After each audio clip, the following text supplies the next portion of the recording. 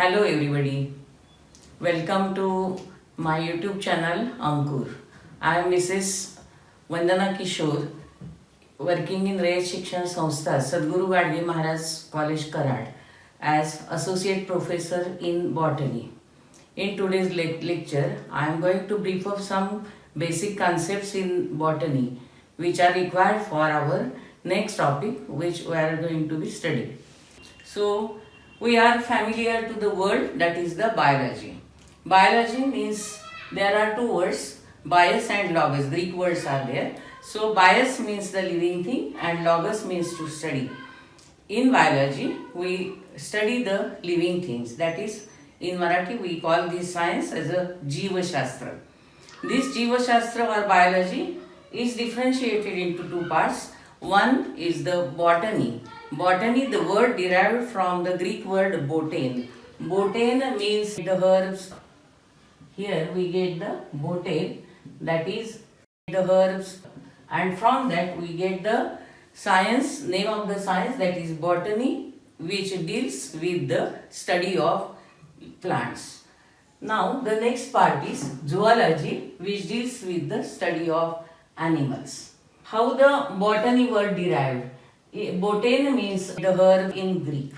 So in this we get on this earth there are different types of plants. Some plants are very small, that is phytoplanktons, that is they are microscopic, and we also get the huge plants like banyan trees, and some plants are also there which live up to 5,000 years and more. So in this diversity of plants we get the herbs, shrubs, trees, twiners, etc. And these plants there is necessity to classify into different parts, so to avoid the chaos in the study. So we are going to differentiate these into two parts, that is cryptogams are there and another one we get the phanerogams. Here the common word is gams. So this gams or gamos means the gamete. Gamete is the smallest unit of sex organs.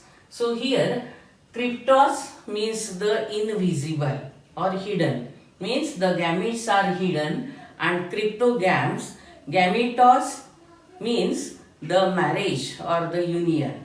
So in this, in any plant the flower is the part of sexual reproduction, but in this cryptogams we are not getting these flowers or the sexual reproductive structures. So these plants we call here the cryptogams, that is the flowers are or the sexual parts are hidden. In Marathi we call this plant group as Apushpa Vanaspati, that is flowerless and seedless plants, Apushpa Vanaspati or cryptogams.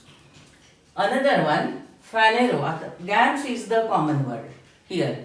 Phanero, the meaning visible, that is we can get here, that is the sex organ or the part of the reproductive structure is visible, that we can see here.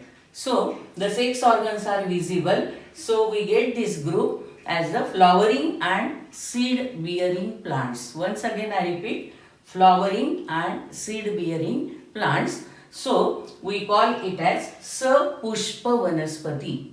So these are Apushpa and these are Sapushpa, that is flowerless plants and flowering and seed bearing plants. In this seeds are not naturally not also there.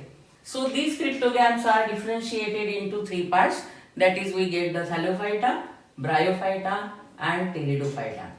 In the Thallophyta, the plant body is thalloid. What is thalloid plant body? The plant body which is not differentiated into root, stem and leaf. Generally in normal plants we are getting here how to identify the plant, that is they are having roots, they are having stem, they are having leaf, etc.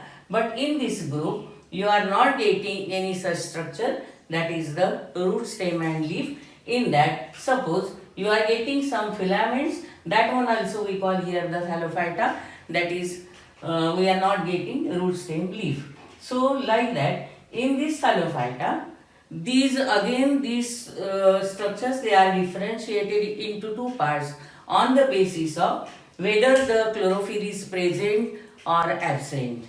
The chlorophyll present in the group, that is the algae, and these chlorophylls, they are of different types, and in addition to that chlorophylls, again here you are getting some colored pigments also, and for that purpose these algae, they are able to produce their food material, so they are autotrophic.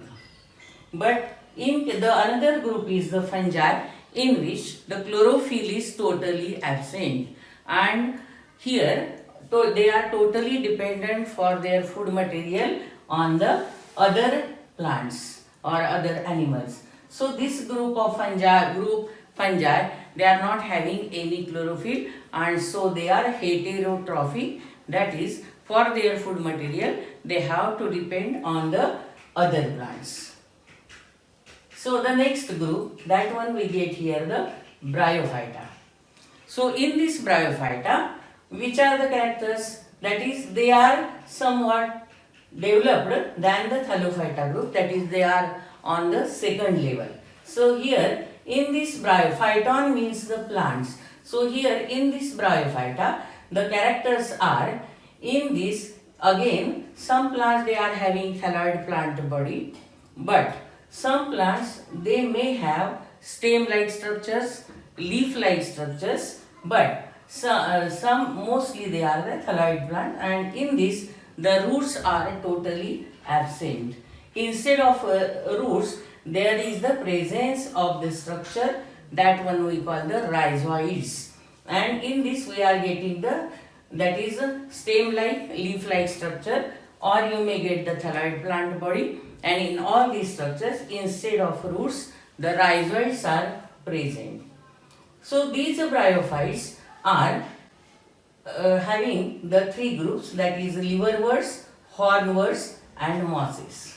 Here in this liverworts, that is the botanical name of that or systematic name of that group is Hepaticopsida. Hepatica means here the liver. Hepatica, liver. So this plant, liverworts, they are looking like the liver structure. So they are termed as liverworts, and example of that plant is Rixia. So next one is the hornworts. Horn means we get here the structure, that is in Marathi we call that horn shinga.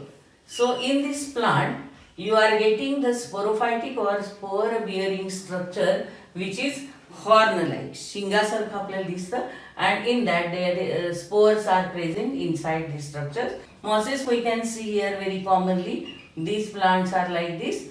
In the rainy season you are getting such structures, that one we call mosses, in which the rhizoids are there, the stem and leaf-like structures are there, and here you are getting the spore-bearing structure, that is the capsule.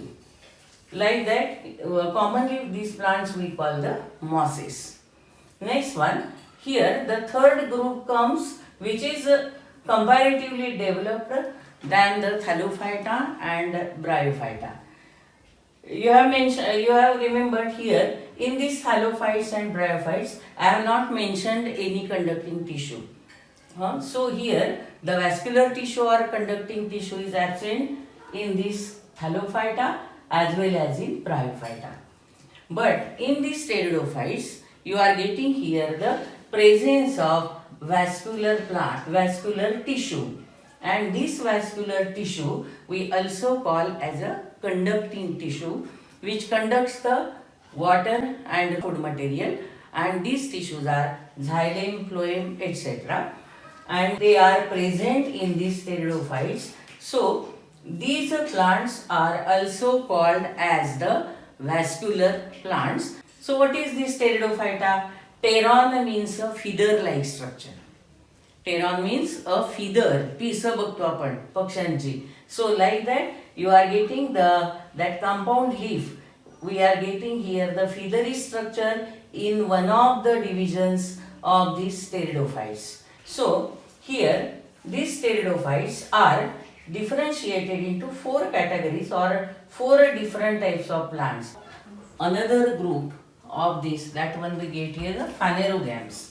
Phaneros meaning here we get the visible, that is in these plants we are getting here the flowering and seed bearing plants, or in Marathi we call it as सपुष्प, फुलांसहित असणाऱ्या वनस्पती. They are differentiated into 2 parts, that is the gymnosperms and angiosperms. The group phanerogams, that is here the gametes are visible in these plants, that is flowering and seed bearing plants. So these flowering and seed bearing plants or sapushpa vanaspati, they are differentiated into 2 parts, that is the gymnosperms and angiosperms. Here the word sperms related to that of the seeds, and gymno, the meaning is naked, उघड्या असणाऱ्या. So in this group the seeds are naked, that is they are not enclosed inside the fruit. म्हणजे त्याला फळ नसतं, directly you are getting on that plant, that is the seeds. For example, in this group Cycas, you are getting here directly seeds on that sporophyll. So here in these gymnosperms there are 3 groups: cycadales, coniferae and netales. We are not going here in detail for these groups. The next one group is angiosperms.